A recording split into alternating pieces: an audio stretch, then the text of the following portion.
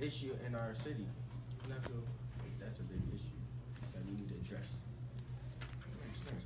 All right, to Lucas. One problem with mass incarceration is that effect it has on the families of the people who go to jail. Can you explain how someone going to jail impact families in our community? Well, I would first like to start off with if you don't do illegal things, then you won't have to worry about not seeing your family or being in jail. But I understand that police arrest people for no reason sometimes, and we should have a program that lets people see their family through jail depending on how bad the charge is.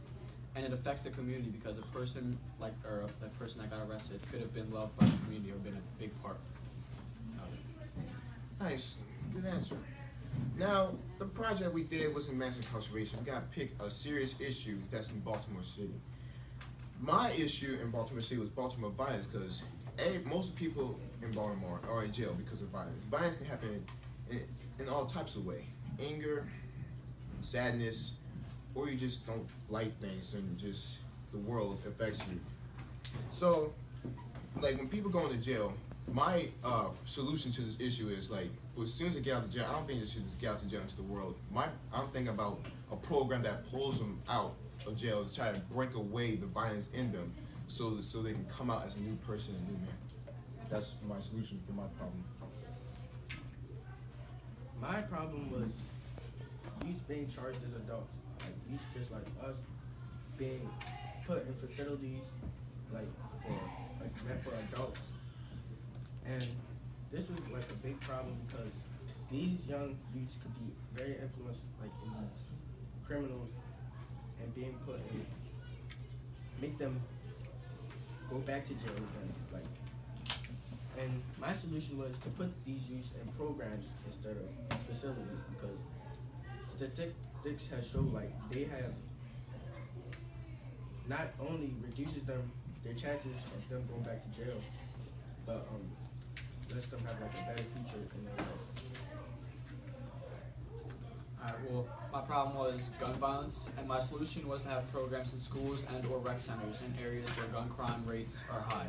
And have the program show kids what gun, or not show them, but tell them what guns can do and how it affects people and or animals, and tell them what happens when you use a gun. Oh, so, does anyone have any questions? So, this is for Lucas Schickler. So, for the thing where you said you allowed a program for them to see their family. Say if the person that went to jail was charged with killing like two or more people, would they still be able to see their family, or would it be? Well, if you put it that way, I mean, the time that they're going to see their family is limited. Because if somebody does something that bad, then they need to be punished for it, for killing somebody. So, not being able to see your family would punish somebody by a great amount. So, they wouldn't be able to see them that much, but, they'd still family them. All right. Ms. Ross. So to piggyback off that though, wouldn't keeping their family from them also then punish the family from their? That's above my pay grade. I can't answer you. Who's Sean? Does that also apply to non-violent offenders? Does that apply to non-violent offenders? Yes. If you were a drug dealer, like you like gave it to people and you were like making money off of it, then it would affect you too. Is that Autumn? Yeah. Okay, so you said that it's for Louis. So you said that that the non-violent and violent offenders get to see their family. But what would happen if the non-violent and violent offenders were the ones that were pregnant or like it was an issue with both their families? Like, you know what I mean? So would they still get to see their family? If they were the ones that were hurting their family or doing anything towards their family, then it would be talked about with their family and the offender, not just what the decision is with the people. I agree. So, my question is for Alvin. So, I had kind of trouble. You said you was gonna make classes for can you like After say the programs for? Can you say solution against repeated input? I was saying we should put instead of putting these youths in facilities, put them in programs, like so they can like have a better chance of life because like these youths, like they're doing these crimes because like they probably like been struggling and they need like some encouragement. And I feel like programs will help them better succeed in life. And also, so my question would be, are the programs going to be inside like of juvie or is it going to be like outside? Or I mean, I think it should be like outside of juvie, but yeah.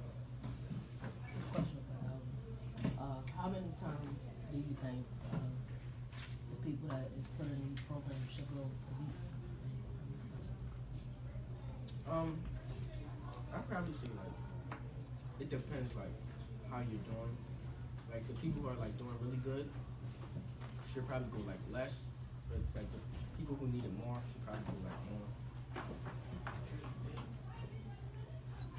Any other questions? Oh, one more. But actually, this is for you. Isn't there already a program with the visiting hours in certain prisons? And Well, that's already in prison, but I'm saying like it's also gonna kind of piggyback with what Alvin's doing. It's gonna help them with what life is. Like with the panel we had a few weeks ago with Mr. Holly. He said he lost 6 years, he can't gain it back, and when he got out of jail, he wasn't used to everything, like the phones, when you like the cars and the people. Like it's just gonna, you know, like make him process it easier.